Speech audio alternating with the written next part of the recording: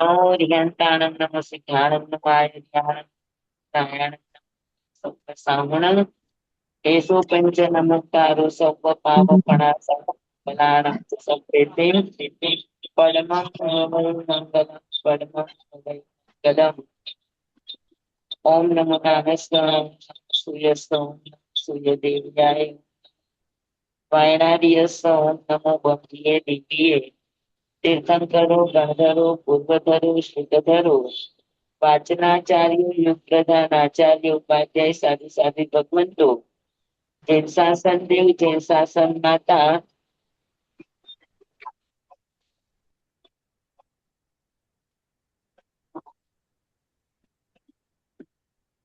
આદિ શાસનના સમસ્ત ઉપકારી તત્વની આજ્ઞા હો સરનો હો સંરક્ષણ હો.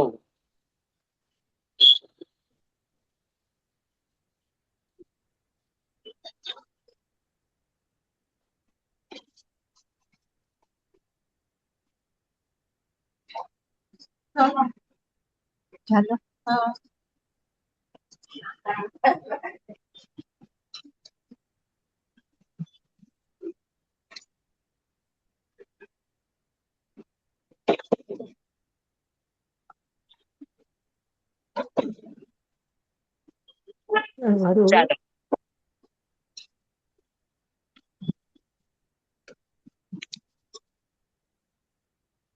આપણે શ્રીગણાંગ સૂત્રનું 13મું અધ્યયન ચાલે છે, બરાબર ને? હલો. હા હા સ્વામી, પણ તમે આ જે પેજ બીજું લ્યો, ઉપર જવા દો ને. આ પેજ હવે મારે નવું લેવાનું છે.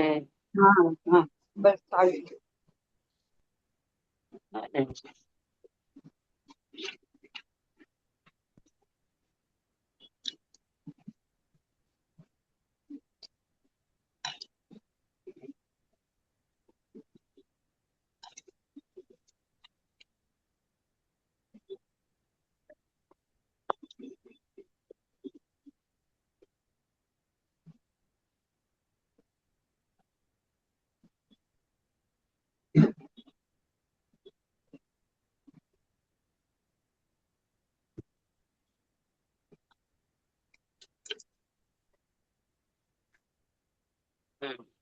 શ્રીગણાંગ સૂત્ર,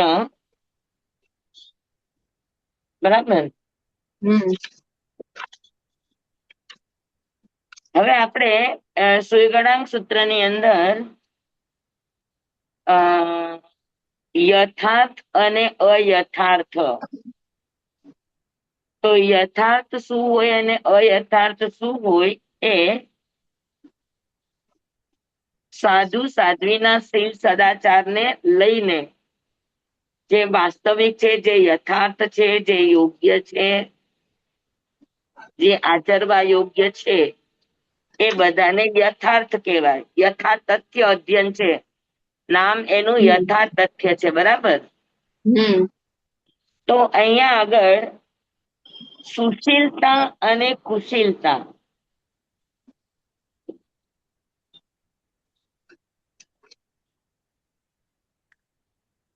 તો સુશીલપણું આ યથાર્થ છે અને કુશીલપણું આ અયથાર્થ છે, બરાબર. તો સાધુપણામાં યથાર્થ શું છે, યથાર્થ તથ્ય શું છે અને અયથાર્થ તથ્ય શું છે? કુશીલપણું છે એ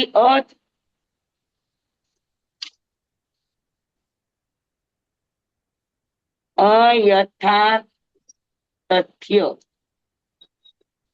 અને શીલપણું એટલે યથાર્થ તથ્ય. યથાર્થ તથ્ય એટલે ભગવાને જેવું કહ્યું છે, જેવું હોવું જોઈએ, એને યથાર્થ તથ્ય કહેવાય. અને જે ન હોવું જોઈએ એને અયથાર્થ તથ્ય કહેવાય. સમજાણું બધાને? તો કુશીલપણું છે એ અયથાર્થ તથ્ય છે અને સુશીલપણું છે એ યથાર્થ તથ્ય છે.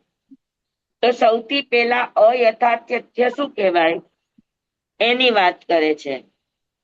10 ગાથા છે, એ 10 ગાથાની અંદર શરૂઆતની કુશીલતા અને સુશીલતાનું વર્ણન છે.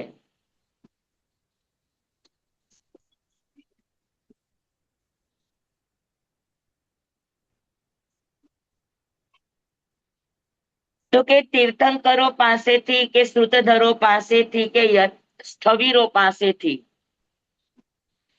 શ્રુત ધર્મ અને ચારિત્ર ધર્મ.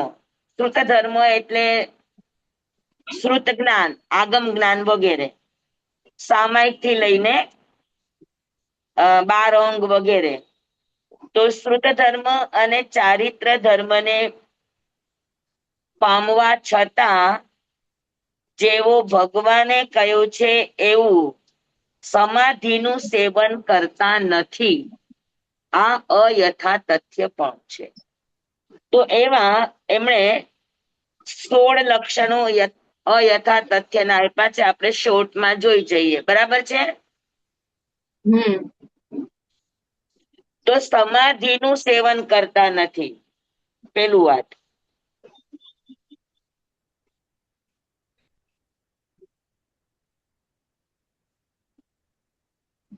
સમાધિનું સેવન કરતા નથી એનો અર્થ શું?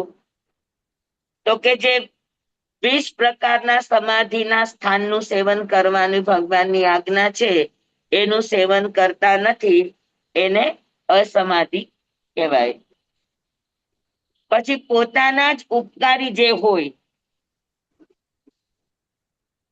જેને સંયમ આપ્યો, જેને જ્ઞાન આપ્યું, જેને સમજ આપી, એવા જ પોતાના ઉપકારી જે અનુશાસન કરતા છે, વડીલો છે, એ વડીલોની શું કરે? તો કે નિંદા કરે. તો આ પણ શું કહેવાય?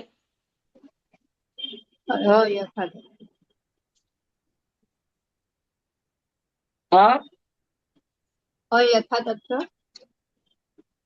બરાબર.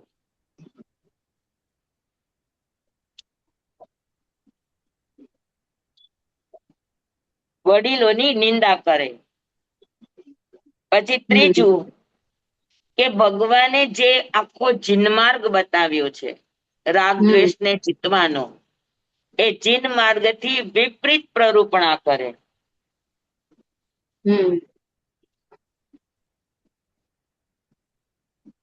આ બધા શબ્દો આપણને ખબર છે એટલે હું એનું વધારે વર્ણન નથી કરતી. બરાબર. ભગવાને જે માર્ગ, જે રીતે ચાલવાનું કયું છે, સાધુના 5 મહાવ્રત, 5 સમિતિ, 3 ગુપ્તી, શ્રાવકના 12 વ્રત, બરાબર, 11 પ્રતિમા શ્રાવકની, 12 ભિક્ષુ પ્રતિમા સાધુની. તો આ જે આખો જે એક માર્ગ બતાવ્યો છે, એ માર્ગથી વિપરીત પ્રરૂપણા કરે. પ્રરૂપણા કરે એટલે કહે.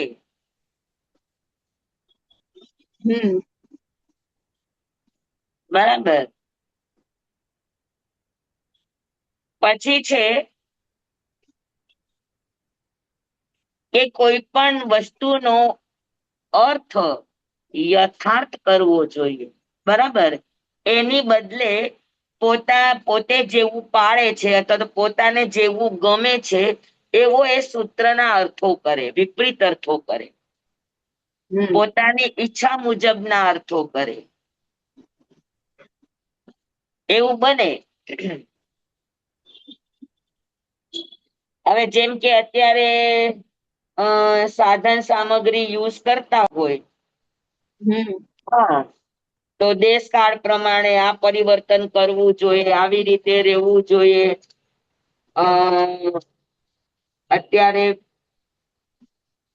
અત્યારે બિહાર કરવા બહુ આકરા છે, તો અત્યારે સાધનોનું સેવન કરવું જોઈએ. તો આ રીતે જો તમે કરો છો એ તમારી કોઈને કોઈ પરિસ્થિતિને લઈને તમે કરો છો, પણ પરિસ્થિતિને લઈને કરતા હોય એને આમ માર્ગ ન બનાવાય. મને તબિયત સારી નથી તો હું વાહનનો ઉપયોગ કરું, મારી હમ તબિયત સારી નથી તો હું વ્હીલચેર નો પણ ઉપયોગ કરું, એની ના નથી. જી બરાબર. જી સર. તમારી સ્વાસ્થ્યથી આગળ કાંઈ નથી, પણ છતાં પ્રરૂપણા કેવી કરાય, અર્થ હા. કેવા કરાય, હમ અથવા તો તમે વિહાર કરો છો ને વચ્ચે નદી આવે તો જે નદીમાં તમે પગેથી ન ઉતરી શકો એ નદીમાં અગર કોઈ વાહન એટલે કે જહાજ વગેરે જતું આવતું હોય અને તમને સામે કિનારો દેખાતો હોય તો બેસવાની ભગવાને એક ખાસ માર્ગ આપ્યો છે, આમ માર્ગ નહીં. આમ માર્ગ એટલે રાજમાર્ગ અને હમ ખાસ માર્ગ એટલે અપવાદ માર્ગ.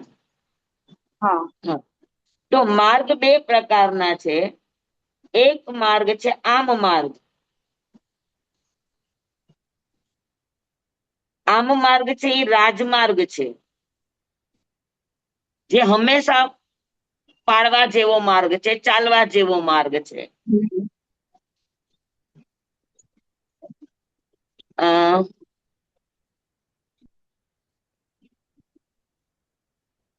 આમ માર્ગ ને કયો માર્ગ કહેવાય? અને બીજો છે ખાસ માર્ગ. ખાસ માર્ગ ને કહેવાય અપવાદ માર્ગ.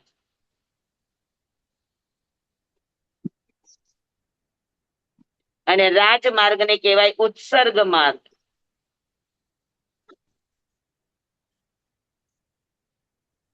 બરાબર. તો ઉત્સર્ગ માર્ગ એટલે જે માર્ગે હંમેશા ચાલવા જેવું છે, એ આ હમ માર્ગ છે જનરલી. હમ પણ સમજી લો કે જેમ કે દવા લેવી એ આમ માર્ગ નથી, સહન કરવું એ આમ માર્ગ છે. હા બરાબર. અ હા ધ્યાન દ્વારા તમે તમારા દર્દને જોઈને સહન કરી અને મટાડો એ આમ માર્ગ છે.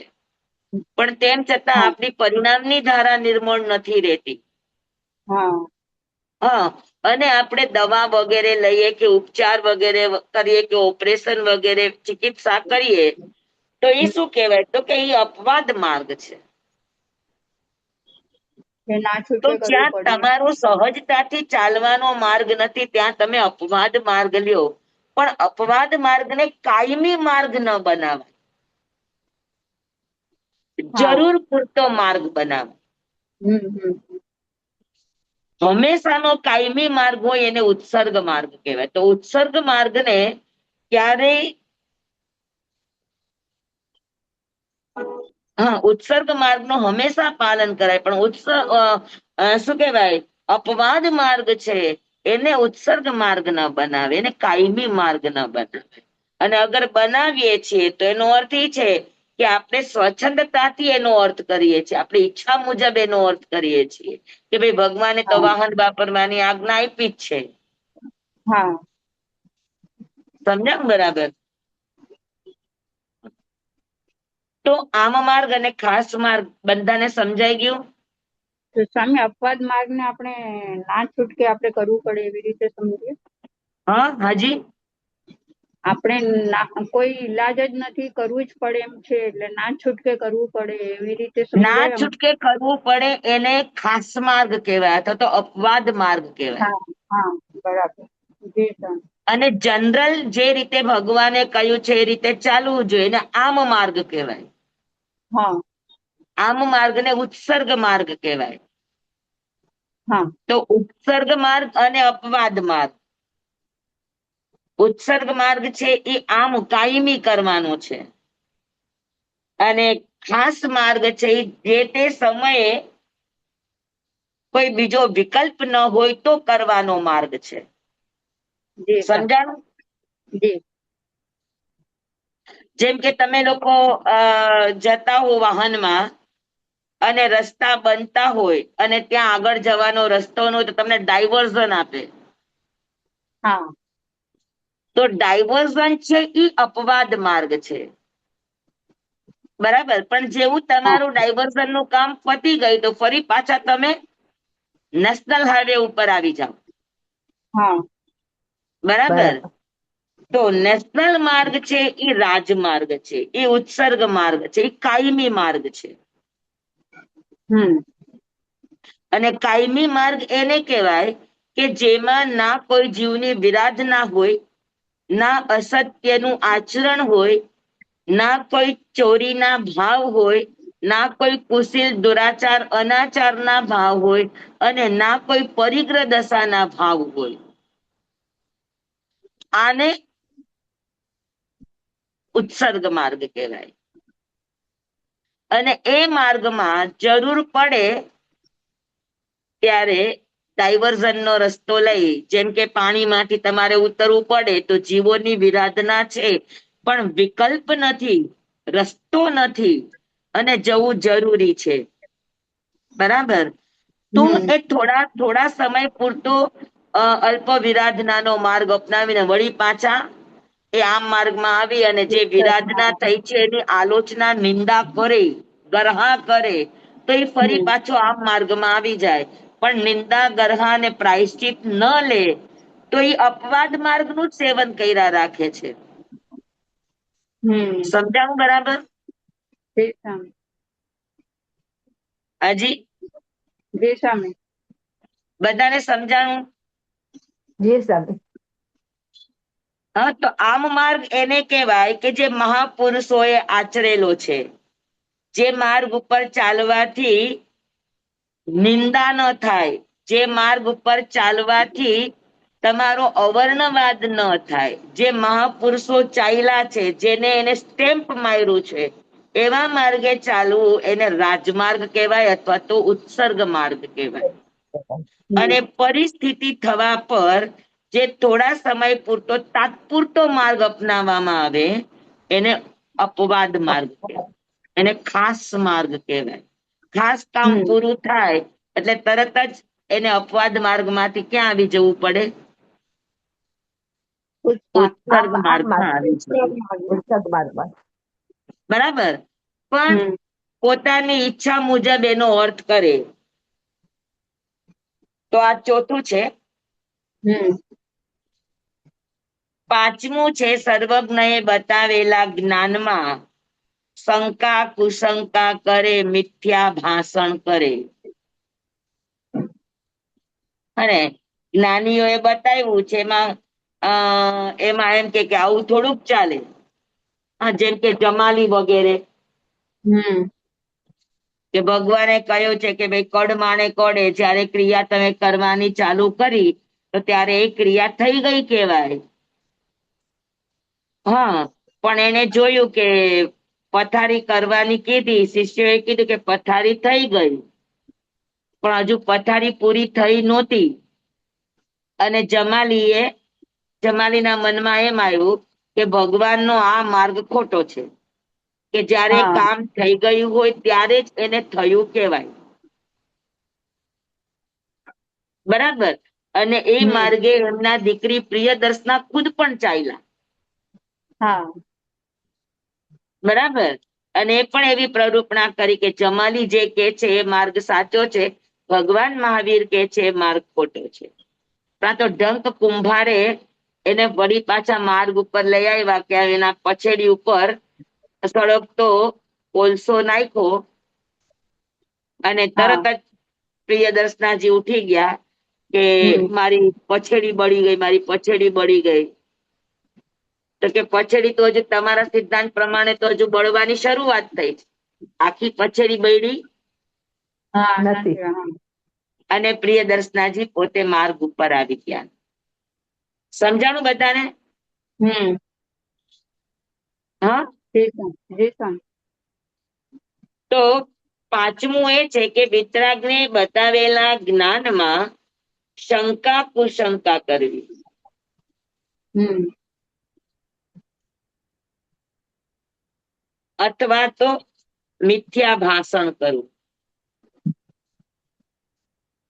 તો આ અયથાર્થપણું છે. હમ પૂછું તો ઉમગવો, ઉત્સર્ગ માર્ગ અને અપવાદ માર્ગ. હા, અથવા તો અ શંકા કુશંકા અને ઉત્સર્ગ એને પણ કહેવાય કે સૂત્રના અર્થો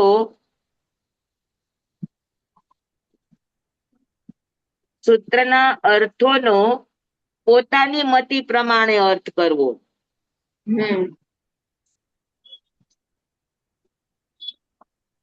પોતાની મરજી પ્રમાણે એટલે શું કે હોય આગમનું વાક્ય પણ પોતાના સ્વાર્થ સાધવા માટે એ આગમના વાક્યનો સહારો લે તો ત્યારે ઉત્સૂત્ર બની જાય. ત્યારે સૂત્ર શું બની જાય? ઉત્સૂત્ર. જેમ કે નાનામાં નાની ભૂલ પણ જતી ન કરાય, એને સુધારી લેવી જોઈએ, નહીતર નાસુર બનતા વાર ન લાગે. આવો આગમનો પાઠ છે. હવે આ પાઠ લગાડે ક્યાં? તો કે વહુની ભૂલ કાઢવી હોય ત્યાં આ પાઠ લગાડે. તો ભગવાને કહ્યું છે કે નાનામાં નાની ભૂલ હોય તો પણ એ નાસુર બનતા વાર ન લાગે, એટલે એનો સુધાર કરી લેવો જોઈએ. પણ દીકરીના સંદર્ભમાં હોય તો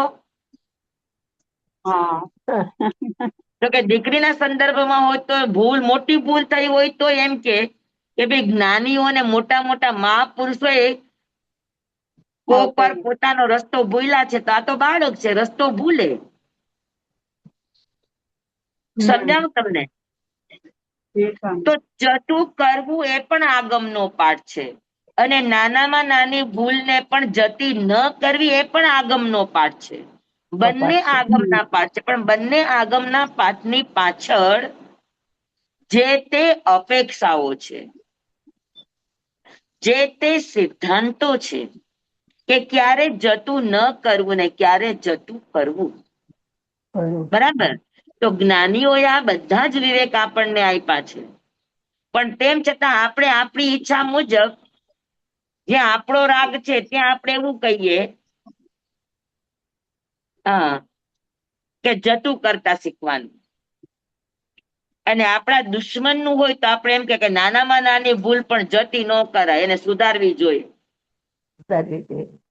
બરાબર? તો વાક્ય બે આગમના છે, પણ બંને આગમના વાક્યો આપણે વાપરા આપણા સ્વાર્થ માટે. હું મારા સ્વાર્થ માટે વાહન વાપરું અને પછી હું એમાં ભગવાનના સૂત્રની કોટ આપું, એનું દ્રષ્ટાંત આપું, એની સાંખ આપું, તો શાસ્ત્ર શું બની જાય?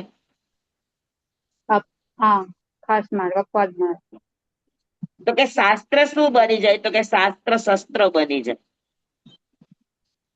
અને જે શાસ્ત્ર શસ્ત્ર બને એને કહેવાય ઉત્સૂત્ર.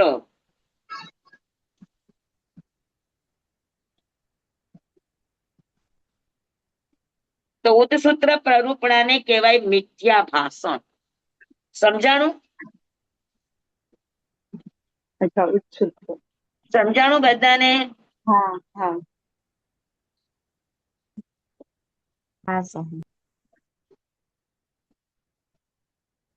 પછી શિષ્ય મોટો થઈ ગયો અને ગુરુ નાના ને નાના જ રહે. નાના ને નાના એટલે એનામાં કોઈ એવું બહુ વિશિષ્ટ નામ નહીં થયું, વિશિષ્ટ કોઈ લબ્ધિ નથી, અને શિષ્ય લબ્ધિવાન થાય, શિષ્ય વિશિષ્ટ જ્ઞાની થાય, અને એને પૂછે કે ભાઈ તમારા ગુરુ કોણ?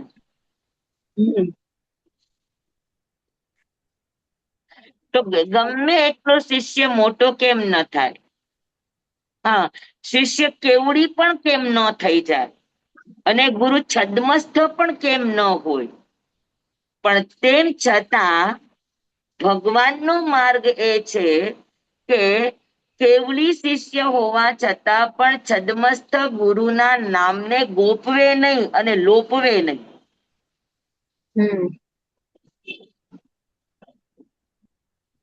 ગુરુના નામને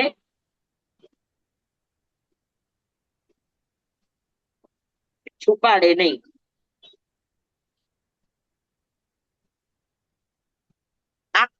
આખો વંશ જ ઉડાડી દે. બરાબર?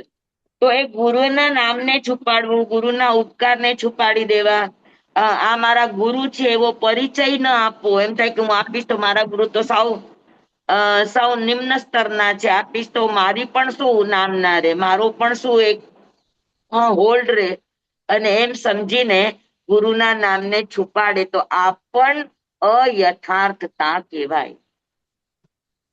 સમજાણું? પાકું? વ્યસન. સમજાય છે ને બધાને? હા હા.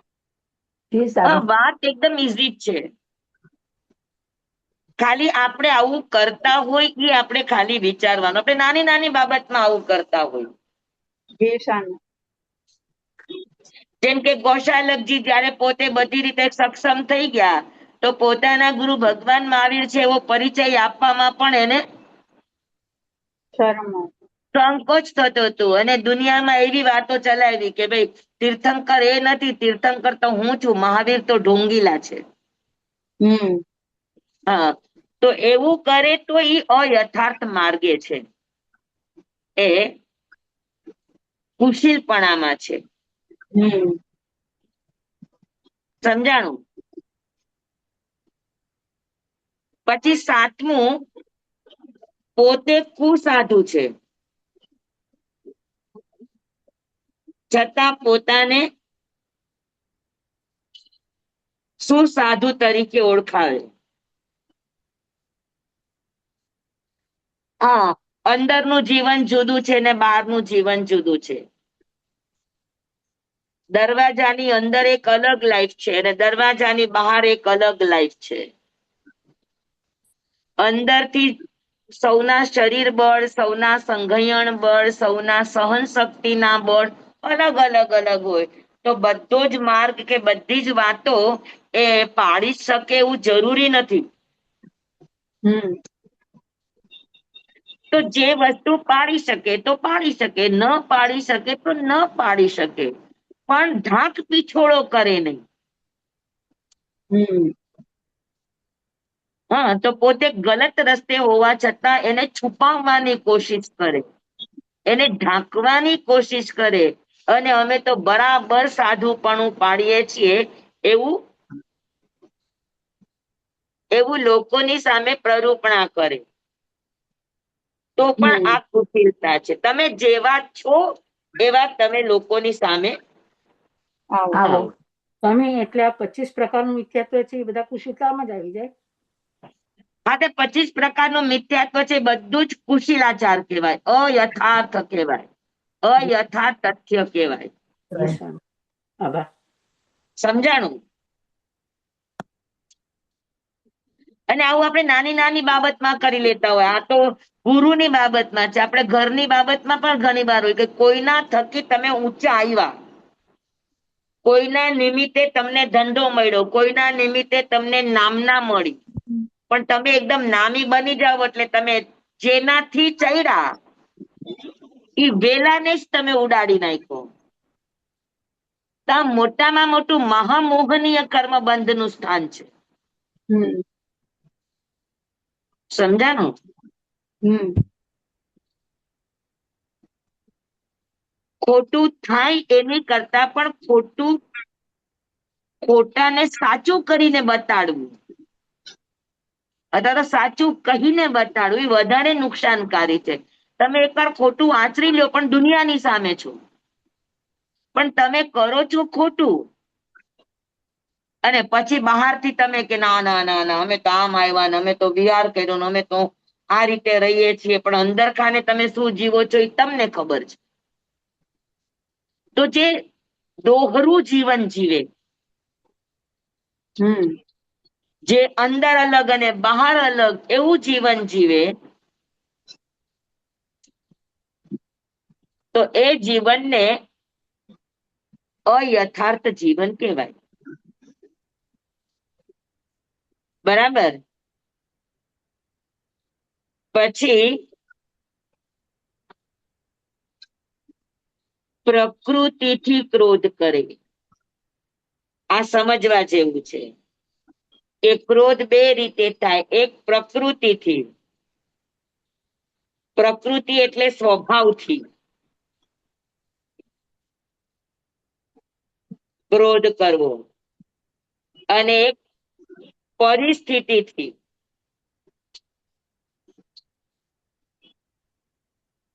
આ સમજવા જેવું છે કે ભગવાન મહાવીર સ્વામીએ એમના પૂર્વ ભવમાં ત્રિપૃષ્ઠ વાસુદેવના ભવમાં કે મરીચીના ભવમાં જે કંઈ પણ ભૂલો કરી અને એ ભૂલોના કારણે એમનો ભવ સંસાર વધ્યો. બરાબર. તો એ બધી ભૂલો એમાં એને સૈયા પાલકના કાનમાં શિશુ રેડ્યું. હા, એટલે ઈ ક્રોધ એને કર્યો. તો ઈ ક્રોધ એનો પ્રકૃતિથી હતો કે પરિસ્થિતિથી હતો? પ્રકૃતિ પરિસ્થિતિ, હા, પરિસ્થિતિથી સ્વામી. પરિસ્થિતિ પરિસ્થિતિથી હતો કે પ્રકૃતિથી હતો? બંને પ્રકૃતિ એટલે પરિસ્થિતિથી પરિણામ, હતો. બંને સ્વભાવ. પ્રકૃતિ પણ હતી અને પરિસ્થિતિ પણ એવી થઈ. હા, પ્રકૃતિ હતી ક્રોધની અને પરિસ્થિતિ એવી આવી, એટલે બંને ભેગા થઈને વધારે ઉત્પન્ન થયો ને. ત્યારે આટલી અતિ ક્રોધ. સમજાતું નથી તમારું. એ કહે છે પ્રકૃતિ ને પરિસ્થિતિ બંને હતી. નહીં સ્વામી, ખાલી પરિસ્થિતિ જ હતી ને. પરિસ્થિતિ. એક વાત યાદ રાખવાની કે દેખાતી રીતે ભલે તમને લાગે કે એ પરિણામ એ પ્રકૃતિનો ગુસ્સો હતો. પ્રકૃતિનો ગુસ્સો હતો એટલે એને 7મી નરકે જવું પડ્યું. બરાબર. પણ એ પ્રકૃતિનો ગુસ્સો નહોતો, એ ગુસ્સો એનો પરિસ્થિતિનો હતો. એક વાત યાદ રાખવાની કે સમ્યક દર્શન થઈ ગયા પછી પ્રકૃતિથી થતા પાપો બંધ થઈ જાય. હા, આ એક બહુ સમજવા જેવો સિદ્ધાંત છે.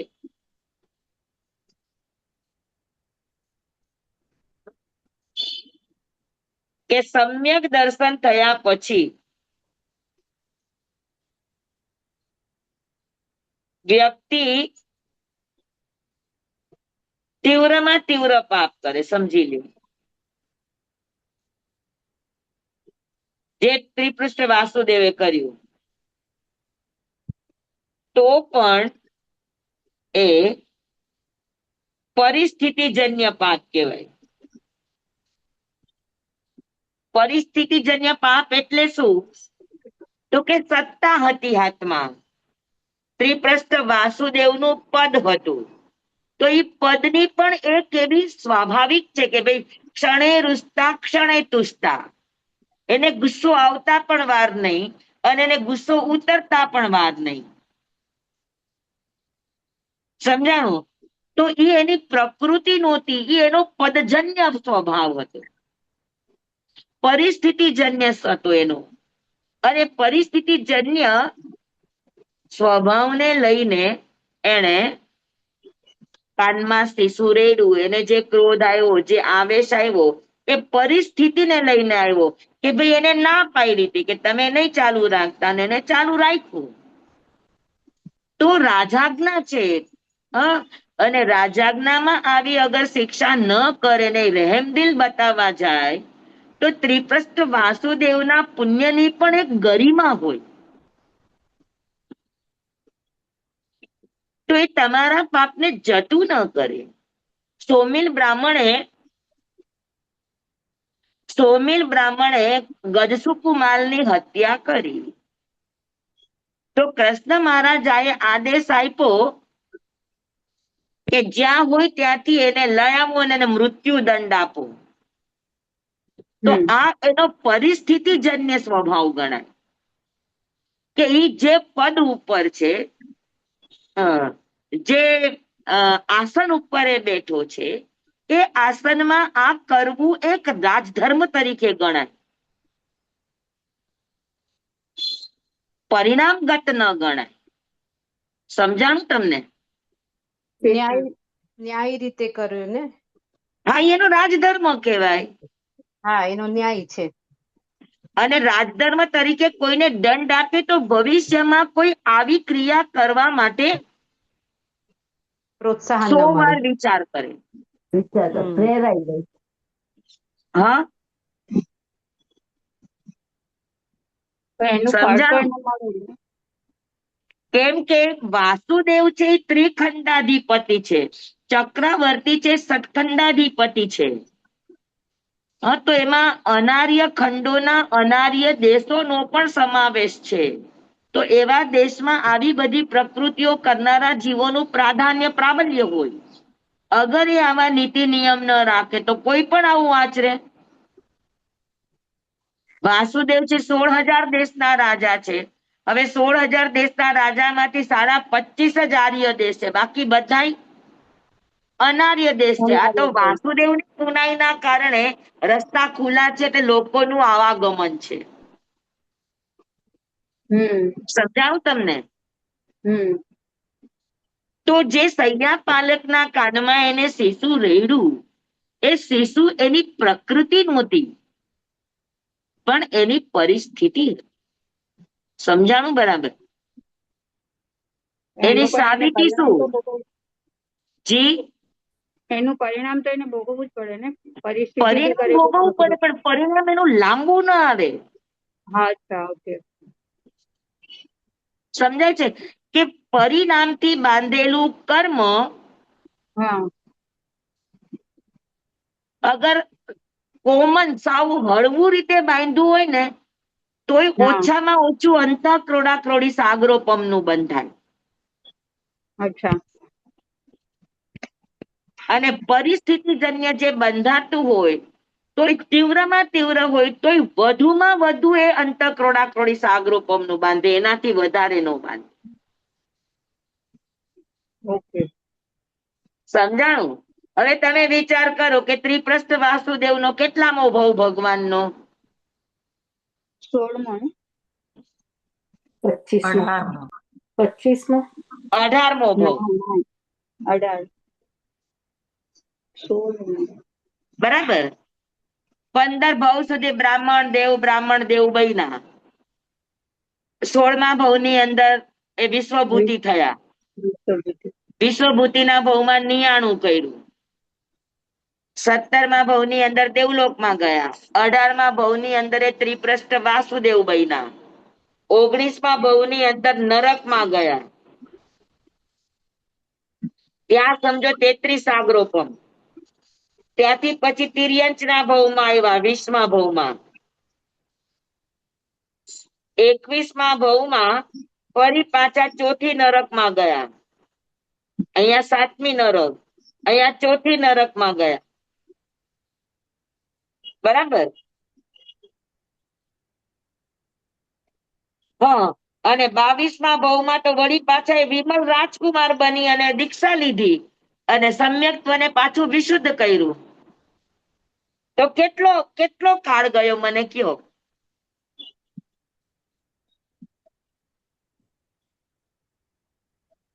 નરક ગતિનો 33 સાગરોપમ, 20 સાગરોપમ, 53. તો કે બહુ તો 50 સાગરોપમનો કાળ ગયો. સમજી, બે નરકનો ગણો તો 50 હા. સાગરોપમ એટલે અંતઃક્રોડાક્રોડી સાગરોપમમાં એક બિંદુ કહેવાય. અને વિમલ રાજકુમારના ભવમાં તો વળી પાછા એ સાધુ બન્યા, કેટલી તપસ્યા કરી, કેટલી સાધના કરી, એનું જે સંકિત વમાઈ ગયું તે સંકિતને એને નિર્મળ કર્યું. હા. વિશ્વભૂતિના ભવમાં સંકિત ફરી વાર આવ્યું, ફરી વાર વયું ગયું, 99 કર્યું અને મૃત્યુ પામ્યા. અને ફરી પાછું એનું 22મા ભવની અંદર એનું સંકેત જાગ્યો. પછી 23મો ભવ ચક્રવર્તીનો, પછી 22મા ભવ પછી સંકિત આવ્યા, પછી એનું સંકિત ગયું નથી. સ્વામી, તીર્થંકર નામ કર્મ બાંધી લીધા પછી બી સંકિત વમી શકાય? વમાઈ જાય મતલબ? તીર્થંકર નામ કર્મ બાંધ્યા પછી સંકિત જાય નહીં.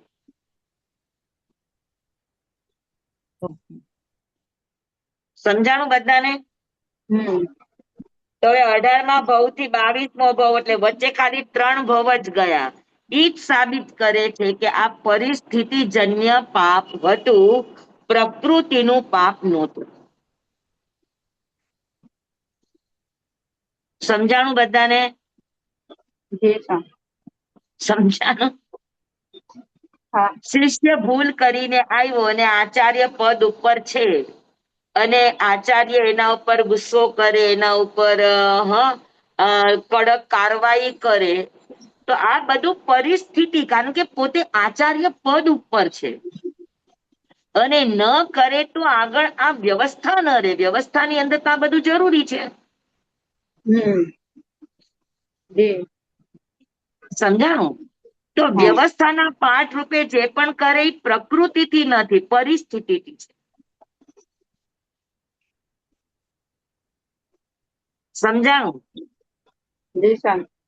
તો પ્રકૃતિથી ક્રોધ કરવો ને પરિસ્થિતિથી ક્રોધ કરવો, આ બંનેમાં ફરક પડે કે ન પડે?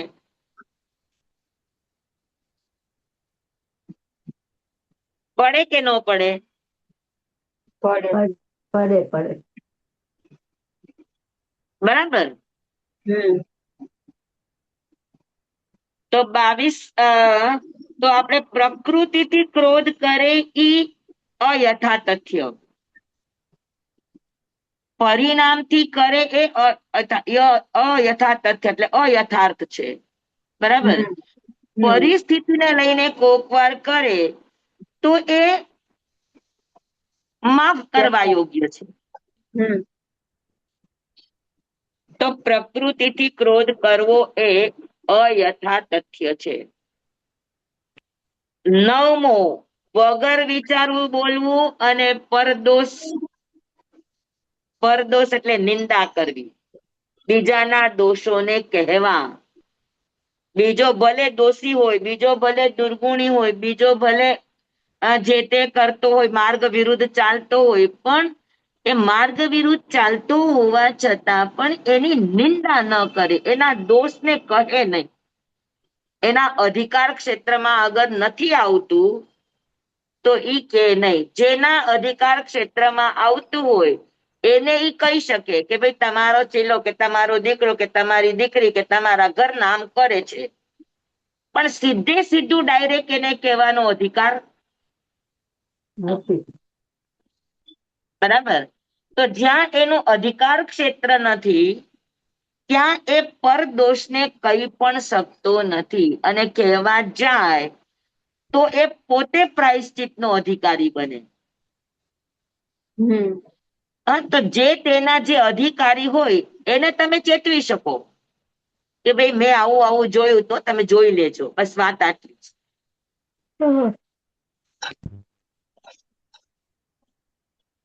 સમજાણું? હમ. અને જ્યાં આપણું અધિકાર ક્ષેત્ર નથી ત્યાં અગર તમે જે તે બોલવા જશો તો ભવિષ્યમાં તમે જેવું નહીં સાંભળવા ઈચ્છતા હો એવું તમારે સાંભળવાનો વારો આવશે, તમે લાખ સાચા હોવા છતાં પણ. બરાબર. તો બધું જ બોલવું, કોઈનું સત્ય ઉદ્ઘાટિત કરવું એ પણ જે તે જગ્યાએ ને જ્યાં ત્યાં વાજબી નથી. તમે કોની માટે સત્ય ઉજાગર કરી રહ્યા છો? તમે એની માટે જિમ્મેદાર વ્યક્તિ છો?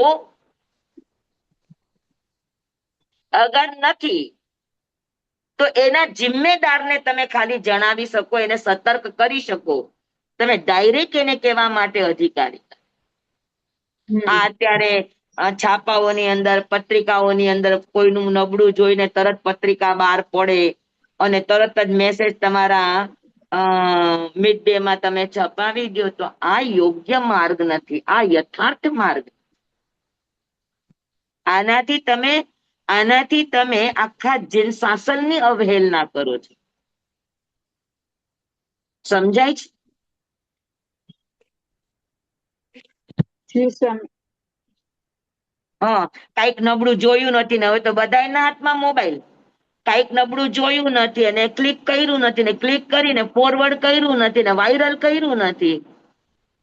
તમને ખબર પડે છે આ બધા મહામોહનીયના કારખાનાઓ છે? તમારા સમાચાર ખાલી તમે જેને મોકલો છો એને જ નથી મળતા, સેટેલાઇટમાં બધે જ તમારા પરમાણુ પ્રદૂષણ રૂપે ફેલાય છે.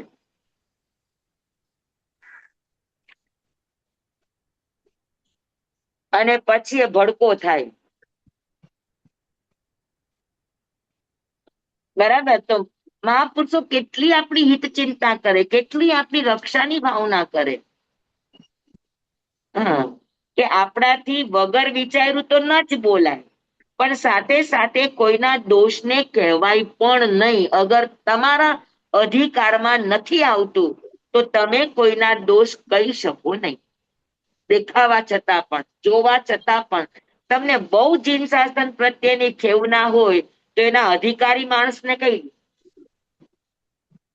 પણ પેમ્પલેટ છપાવવા અને ફોટા વાયરલ કરવા આ બિલકુલ બિલકુલ વિરુદ્ધ માર્ગ છે. તમે નથી મોકલો, કોઈએ મોકલો, તમે કોઈકને મોકલો તો તમે મોકલવામાં જિમ્મેદાર બન્યા. તમે કોઈકને મોકલો એટલે સમજી લેવાનું કે મહામોહનીય કર્મ તમે બાંધો.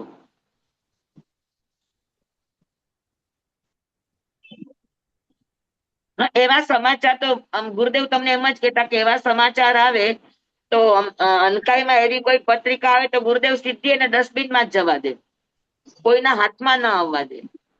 અને મેસેજ આવ્યો હોય તો એને ડિલીટ કરી નાખો તરત.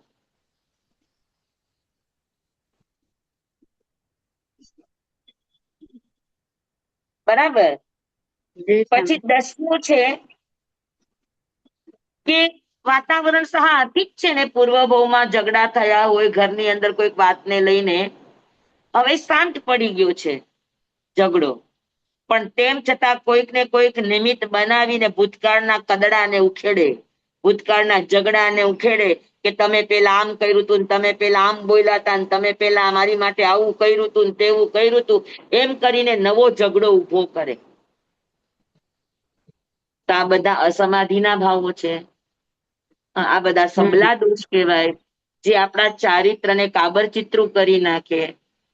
એટલે આ બધી કુશીલતાના લક્ષણો છે. આ સમજાણું બરાબર? કે શાંત પડેલા ઝઘડાને ફરી પાછો કુરેદવો, ફરી પાછો એને જગાડવો. અને હવે આપણે નાની નાની બાબતોમાં કરી લેતા હોઈએ, તમે આમ કર્યું તું ને, તમે આમ કર્યું તું, તમે આમ બોલ્યા હતા ને, તમે આમ બોલ્યા હતા, ઈ પણ તમે મરી ગયા ને જે બોલ્યા હતા એ મરી ગયા. ઈ પર્યાય તો વહી ગઈ. પછી હવે ઈ પર્યાયને યાદ શું કામ કરવાની? કડવી ગોળીને વાગોળવી નહીં.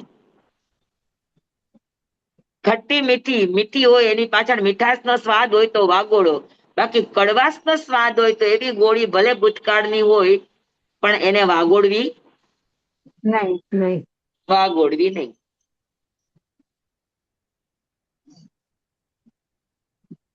બરાબર. તો પુરાના કદડાને શું કરવું? ઉખેડવો નહીં.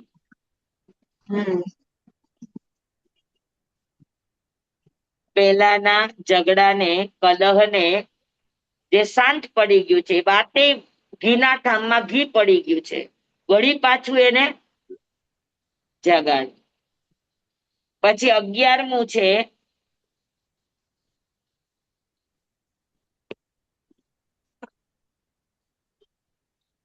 કે ઘણા માણસો એવા હોય કે એને આમ વાતાવરણ થોડું ગરમ ગરમ રહે ને એવું જ ગમતું હોય, શાંતિનું વાતાવરણ પચે જ નહીં. એ કઈક ને કઈક હળી ન કરે, કઈક ને કઈક કોઈના નુક્સ ન કાઢે, કઈક ને કઈક કોઈને ઉશ્કેરી નહીં, તેને મજા જ ન આવે, એનું જમેલું પચે જ નહીં. એવી પણ આદત હોય કે ના હોય? હોય. તો આ પણ કુશીલતા છે, આ પણ યથાર્થ માર્ગ નથી. આ માર્ગે ચાલો. આ જેટલા પણ કારણ બતાવ્યા છે એ માર્ગે ચાલનારા અનંતો સંસાર વધારનારા છે. અને ફરી પાછું એને સુલભ બોધીપણું મળવું એને માટે મુશ્કેલ બની જાય. સમજાણું? પછી કદાચ તમે માર્ગમાં આવશે, તમને માર્ગ બતાવનારા પણ આવશે, પણ તમને અંદરથી બોધ જાગવો આકરો પડશે, દુર્લભતા થઈ જશે. એટલે ભૂલે ચૂકે આ રસ્તે જવું નહીં. બરાબર. તો 11મું છે શું કે હંમેશા ગરમા ગરમ વાતાવરણ ગમે, એટલે વારંવાર ક્લેશમાં જ રે, ઝઘડો જ ગમે.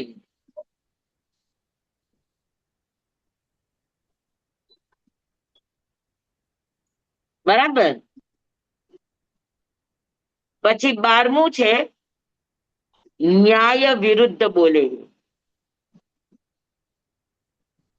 જેણે જે ભૂલ કરી હોય અને તમે ન્યાયના આસન ઉપર બેઠા છો, હા, તમે મધ્યસ્થના આસન ઉપર બેઠા છો, તો જેણે જે ભૂલ કરી, પછી પોતાનો શિષ્ય કેમ ન હોય, પોતાનો નજીકનો કેમ ન હોય, પોતાનો સોફ્ટ કોર્નર કેમ ન હોય, પણ ન્યાય કરતી વખતે ન્યાય વિરુદ્ધ ન જાય.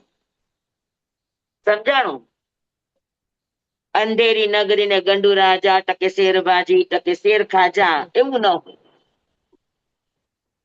બરાબર?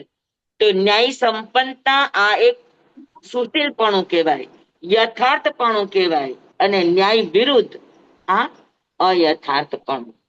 સમજાણું?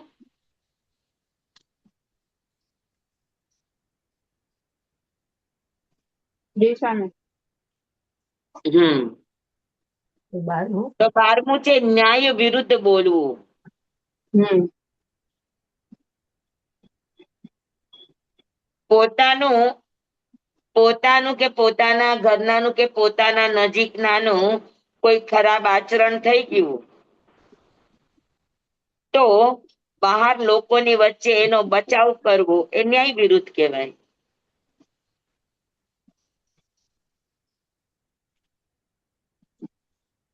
ન્યાય તો એ કે છે કે તમે જેવું કર્યું છે એવો એનો સ્વીકાર કરો, આ ન્યાય છે. કડમ હમ કડેથી ભાસી જા. હા હા, જે કર્યું છે એ કર્યું છે. હમ 13મું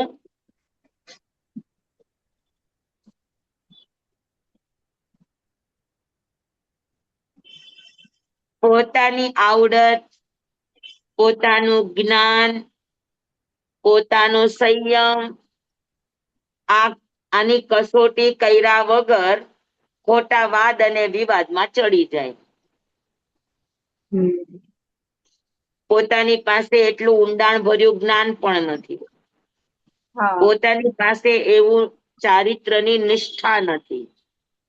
હમ બરાબર? અને પછી તમે બહારમાં આવીને જે તેની સાથે જે તે ચર્ચામાં ને વાદમાં ઉતરી જાઓ, તો શું આવે પરિણામ? ઝઘડો છે.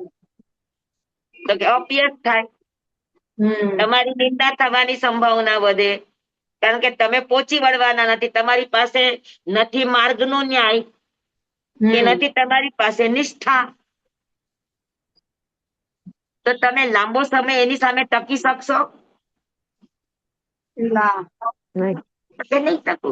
તો અગર હમ તમારામાં ચારિત્રની નિષ્ઠા નથી અને તમારામાં સમજ અને જ્ઞાનનું ઊંડાણ નથી, તો ચર્ચામાં નહીં પડો, હા વાદ વિવાદમાં નહીં ઉતરો, નહીં ઉતરી. બરાબર. કે જેનાથી તમારે હારનો માર ખાવો પડે કે અપયશનો માર ખાવો પડે, એવા રસ્તે ચાલો ને મૂકી દો. હમ ઠીક છે, એમ પણ હોય. પછી જયારે તમને સમજાય ત્યારે તમે વાત કરો. તો અધૂરી વાતચીત ઉપર ક્યારેક વાદ વિવાદ નહીં કરવાનો. નહીં. બરાબર? બરાબર. કેટલા કેટલા પ્રોટેક્શન આપ્યા, તમે આ સૂત્ર ઉપરથી વિચાર કરજો, બધા ઉપરથી. હા સ્વામી. બધું જ આવી ગયું આમાં. 14મું આવ્યું બરાબર 13મું શું સામે લખ્યું નથી તમે? વાદ વિવાદ. 13મું પોતાની જાતને, પોતાના સંયમને તપાસ્યા વગર, ચકાસ્યા વગર ખોટે ખોટું વાદ વિવાદમાં ઉતરવું.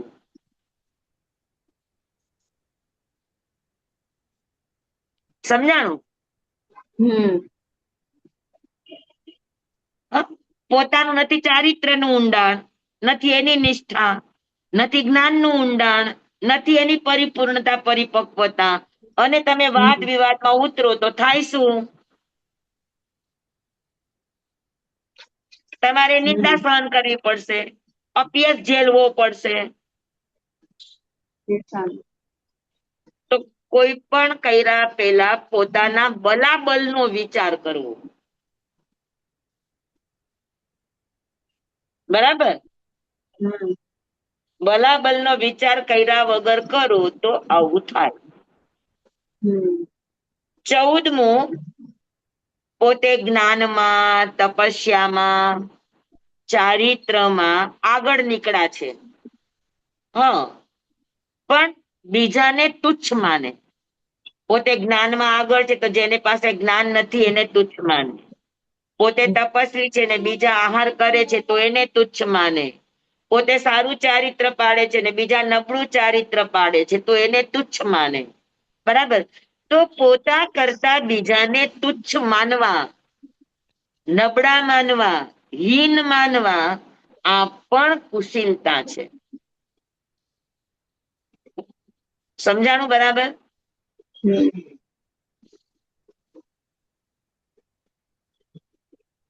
કોઈને ખુરશીમાંથી નીચે ઉતારવા એના કરતા કોઈને આંખેથી નીચે ઉતારવા વધારે ભયંકર ખરાબ કહેવાય.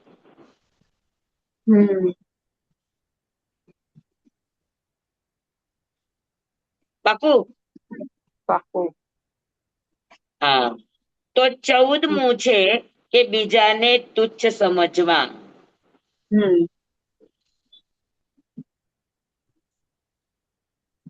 પોતાની કમ્પેરમાં.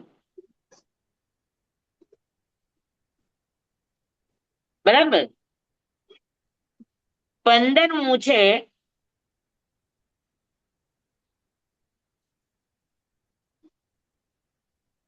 કે અહંકારમાં અને મોહ પાસમાં ફસાઈ જવું.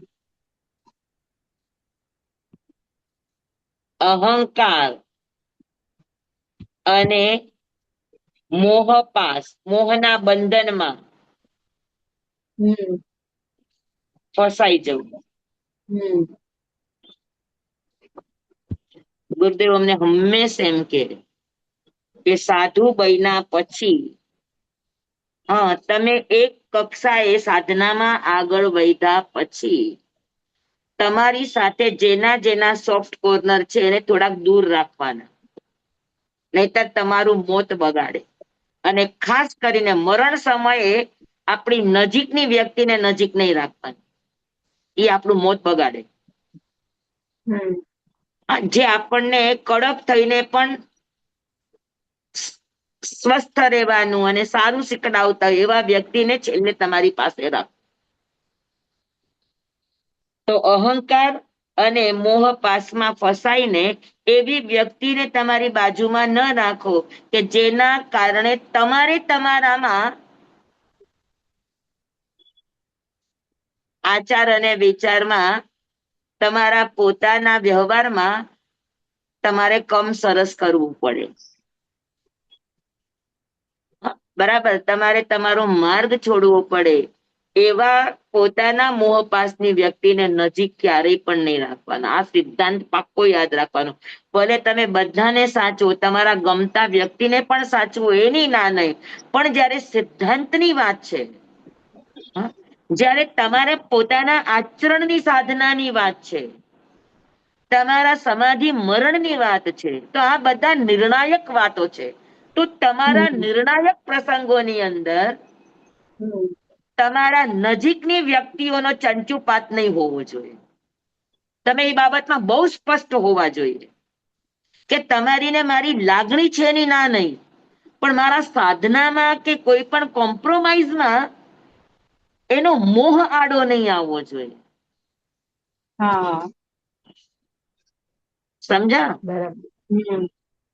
આપણી સામે છે ખંડક સંન્યાસીના 500 શિષ્ય, ઘાણીમાં પીલાણા, બધાને એને માર્ગે ચડાવ્યા અને બધાને કેવળ જ્ઞાન અપાયું. ને જયારે છેલ્લો નાનકડો પોતાનો પ્રિયમાં પ્રિય શિષ્ય એને જયારે ઘાણીમાં પીલવામાં આવ્યા અને એના મોહમાં આવી ગયા અને એમણે એમની સાથે આવેશમાં આવી અને ખંડક સંન્યાસીએ ખંડક ઋષિએ પોતાનું ચારિત્ર ખોયું, તો આવું ન થવું જોઈએ. નિર્ણાયક મોડની અંદર મોહ પાસ ન ચાલે. સમજાણું? તો 16મું છે, 15મું છે કે અહંકાર અને મોહ પાસમાં ફસાઈ નહીં જવાનું, ખાસ કરીને નિર્ણાયક વસ્તુ હોય ત્યારે, સૈદ્ધાંતિક વસ્તુ હોય ત્યારે. બરાબર? સમજાણું? જી સ્વામી.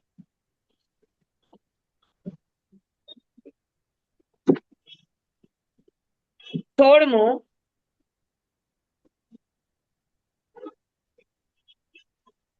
છેલ્લું કે સત્કાર અને સન્માન મેળવવા માટે જ્ઞાન, તપ, લાભ જે એની પાસે છે એનું પ્રદર્શન કરવું, એનું અભિમાન કરવું, એનું ગૌરવ કરવું, હા, એના હારતોરા કરવા, આ બધું કુશળતા.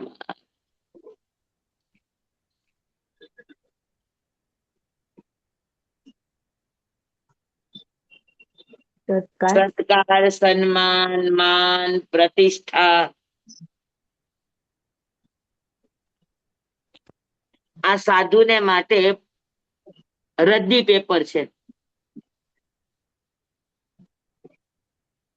બરાબર? તો પસ્તીની પ્રતિષ્ઠાથી કે માન સન્માનના મોહમાં આવીને પોતાના જ્ઞાનનું, પોતાના તપનું, પોતાના ઐશ્વર્યનું, પોતાના લાભનું પ્રદર્શન ક્યારેય કરવું નહીં.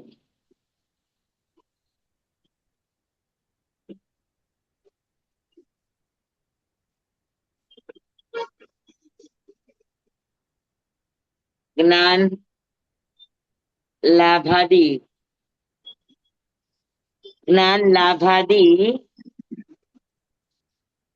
નું પ્રદર્શન ન કરવું.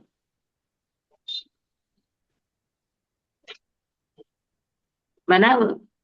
કૃપાળુદેવ સતાવધાન પ્રયોગ કરતા શરૂઆતમાં, પણ પછી એને સમજાણું કે આત્માના માર્ગમાં આ પણ બંધન કરતા છે, જી સ્વામી. તો એમણે છોડી દીધો એ માર્ગ, હા. કે પ્રદર્શન નહીં.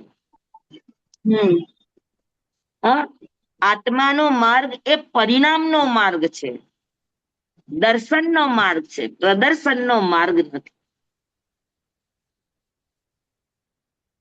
હા, તો તપસ્યા કરો. એટલા જ માટે સાધુનું વિશેષણ છે કે સાધુનું જ્ઞાન, સાધુનું ચારિત્ર, સાધુનું તપ, આ બધું કેવું હોય તો કે ગુપ્ત બ્રહ્મચારી હોય, બધું ગોપનીય હોય, પ્રદર્શનકારી ન હોય. સમજાણું? બરાબર? જી સ્વામી. હા.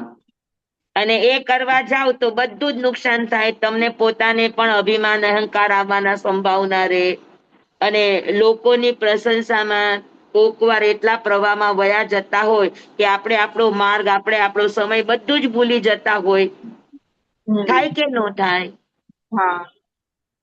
આપણે પણ આપણા માર્ગમાં કોમ્પ્રોમાઇઝ કરતા થઈ જઈએ. જી સ્વામી. એટલે ભગવાન એમ કે સાધુ માન, પ્રતિષ્ઠા, હાર તોરા, સન્માન, અને એમાં રાજકીય સન્માનથી તો તદ્દન દૂર રહે. તમે જુઓ, પ્રાચીનમાં કોઈ પણ સાધુને આટલા મોટા તીર્થંકરો થયા, જેને આખું 3 લોક વંદન કરતું હતું, એને ક્યાંય પોતાના નામની આગળ વિશેષણના અખાડાઓ લગાડ્યા છે? ના. કાંઈ લગાડ્યા છે? નથી લગાડ્યું. તમે નવકાર મંત્રમાં જુઓ, ક્યાંય વિશેષણ છે બીજા? સાદું સીધું નમો અરિયંતાણંગ, અરિયંતાણંગ, સિદ્ધાણંગ, આયર્યાણંગ, ઉવજ્જાયણંગ, સાધુણંગ. પછી ત્યાં કોઈ છે કે મધુર વ્યાખ્યા ને પ્રખર વ્યાખ્યાતા ને આવા કોઈ વિશેષણો છે? ડોક્ટર ને નથી સ્વામી. કે સાધુ પદ થી મોટું વિશેષણ તમને ભગવાને આપ્યું છે, એનાથી મોટું વિશેષણ તમને શું જોઈએ? બસ તમે સાધ્વી છો, તમે સાધુ છો. આનાથી મોટું વિશેષણ અગર તમને લાગતું હોય ને જોતું હોય અને તમને એ બધાના પટ્ટા તમારા ગળે વળગાડવા ગમતા હોય તો લગાડો, પણ આ માર્ગ નથી, હા. માર્ગ વિરુદ્ધ છે. સમજાણું બરાબર? જી સ્વામી. સ્વામી. કારણ કે તમે જે પણ લગાડો છે પદ પ્રતિષ્ઠા છે કે બીજું કઈ? હા એ જ છે. અને એમાં તમે રાષ્ટ્રનું નામ મળી જાય તો તમારું ઓરહમ થાય કે ઓ અમને તો રાષ્ટ્ર લેવલે તમને માન સન્માન મળે, તમને સિક્યુરિટી મળે. આ સાધુનો માર્ગ નથી. નેતાનો માર્ગ હોઈ શકે, અભિનેતાનો માર્ગ હોઈ શકે, રાજનેતાનો માર્ગ હોઈ શકે, પણ ધર્મ નેતાનો આ માર્ગ નથી. જી સ્વામી. પાકું? પાકું. ખુલ્લમ ખુલ્લું નહીં બોલવું. જી એકદમ ખુલ્લમ ખુલ્લું તમે તો બોલો. તો આ જે 16 પોઈન્ટ છે એ બધા અયથા તથ્યના તમારા સંયમને, તમારા જ્ઞાનને, તમારા દર્શનને, તમારી સાધનાને આ બધા 16 પોઈન્ટો શું કરે? તો કે તમારી સાધનાને ખતમ કરનારા આ 16 પોઈન્ટો છે. આ અમને પણ લાગુ પડે ને, શ્રાવકોને પણ.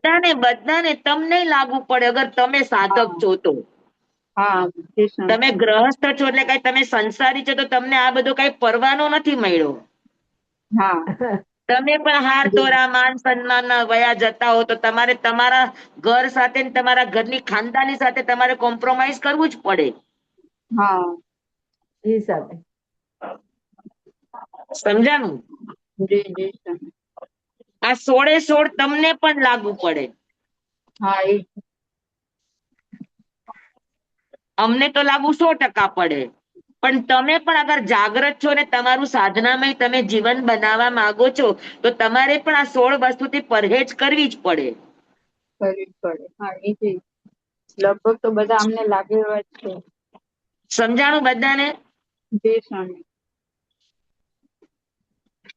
તો હા 4:45 થઈ ગયા, આપણો સમય થઈ ટાઈમ ગયો. પૂરો થયો. જી સ્વામી. હવે પહેલા અયથાર્થની સામે યથાર્થ તથ્ય માટે પણ યથાર્થ. ભગવાને આપણને પ્રેરણાઓ આપી છે. જી સ્વામી. હા, આવા અધ્યયનો છે ને એ બધા આપણા જિંદગીના માઇલસ્ટોનો હોવા જોઈએ. આવી વાતો આપણે વારંવાર વાગોડવી જોઈએ. જી સ્વામી. તો મારી માટે આ યથાર્થ તથ્ય છે ને મારી માટે આ અયથાર્થ તથ્ય છે. હા. મારી માટે આ યથાર્થ છે, મારી માટે આ અયથાર્થ છે. મારી માટે આ વાસ્તવિક છે ને મારી માટે આ અવાસ્તવિક છે. મારી માટે આ સુશીલ છે અને મારી માટે આ કુશીલ છે. આ સમયે આપણી સામે આ ચીજ હોવી જોઈએ. જી સ્વામી. તો તમે ઉન્માર્ગે ન જાઓ, નહીતર ઉન્માર્ગ આવી જતા વાર ન લાગે. વાર ન લાગે. જી સમજાય સ્વામી. ગયું બધાને? જી સ્વામી. ખૂબ આભાર સ્વામી. કોઈ પણ આ વસ્તુને માથે ટોપી નહીં ઉડાડતા. આ ભગવાને જે બતાવ્યું એ જ મેં તમારી સામે રાખ્યું છે. હા જી આમાં સ્વામી. મારાથી પણ ઘણા બધા કુશીલ આચારો સેવાતા હશે, પણ આજે મેં તમને સમજાવ્યા તો મને અંદરમાં ઈ ચમક લાગે કે ભાઈ આ કરીએ છે આ ખોટો રસ્તો છે, કરવો જ ન જોઈએ. તમે કરો ન કરો આગળની વાત છે, પણ તમને એટલી વાત તો સમજાવી જ જોઈએ કે આ રસ્તો નથી. નથી. હા બરાબર. આ રસ્તો નથી, આ રાજમાર્ગ નથી, આ ઉત્સર્ગ માર્ગ નથી, આ આમ માર્ગ નથી. હા જી સ્વામી. સમજાણું? હા તો આજે બસ આટલું. જી સ્વામી. જી સ્વામી. બહુ સરસ સમજાવ્યું સ્વામી, બહુ સરસ. ધન્યવાણી સર. જંવાઈદમ મચ્ચાનું હીનક્ષરમ ચક્ષરમ પય હીનમ વિનય હીનમ ચોગ હીનમ કોષ હીનમ ટુટ્ટુ દિનમ દુટ્ટુ પડીચ્યમ અકાલે કહો સજ્જાઓ કાલે ન કહો સજ્જાઓ સજ્જાએ સજ્જાયમ સજ્જાએ ન સજ્જાયમ ભણતા ગણતા ચિંતવતા વિચારતા સુણતા સાંભળતા જ્ઞાનીઓના અનંત અનંત ભાવો છે, અનંત અનંત પર્યવો છે, અનંત અનંત ગમા છે, અનંત અનંત નય છે, અનંત અનંત નિક્ષેપ છે, અનંત અનંત રહસ્ય છે, અનંત અનંત ખુલાસાઓ છે. આમાંથી કોઈ પણ ભાવભેદ, નય નિક્ષેપ, ગમા, રહસ્ય, ખુલાસાનું સ્ખલન છદમસ્ત ભાવે મારા બોલવામાં, કહેવામાં, સમજાવવામાં આવ્યું હોય, આપના સાંભળવા, સમજવામાં આવ્યું હોય, પર્યવસિત કેવડી ગુરુ ભગવાન આપની સાક્ષીએ, આત્મા પરમાત્માની સાક્ષીએ, તસ્મિચ્છામિ દુક્કડમ તમેવ સત્યમ તમેવ સત્યમ તમેવ સત્યમ નિસંકમ જમ જીનેહિમ પવેયમ શિવમ ભંતે શિવમ ભંતે શિવમ ભંતે દિવ્યેમી. નમો રિહંતાણં નમો સિદ્ધાણં નમો આયર્યાણં નમો વસાયાણં નમો લોએ સૌવ સાહુણં.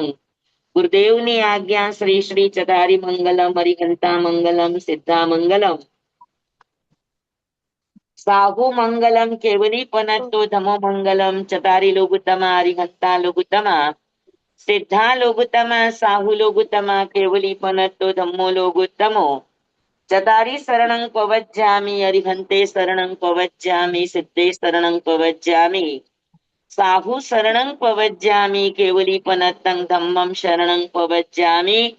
ચાર શરણા ચાર મંગલ ચાર ઉત્તમ કરે જે નર ભવસાગરમાં ન બુડે તે સકલ કર્મનો આણે અંત મોક્ષ તણા સુખ લહે અનંત. ભાવ ધરીને જે ગુણ ગાય તે જીવ તરીને મોક્ષે જાય. સંસારમાં હી શરણાચાર અવર શરણ નહીં કોઈ. જે નર નારી આરાધે અક્ષય અવિચલ પદવી હોય અંગૂઠે અમૃત વસે.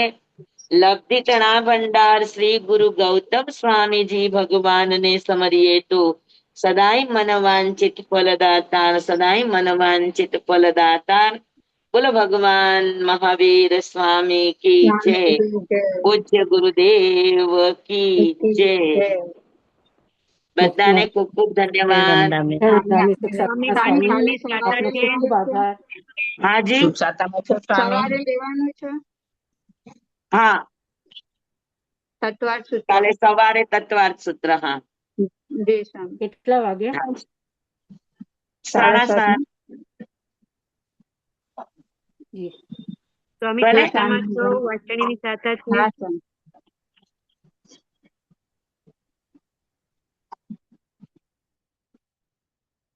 કાલે મળીએ સવારે બધા જોડાજો. ઉર્મિલાબેન, કાલ ગયા વખતનું તત્વાર્થ સૂત્ર અપલોડ થઈ ગયું છે? હા હા આવી ગયું આજે. જી, કેમ કે ગયા વખતે જોઈન્ટ નથી થઈ ને. હા હા હા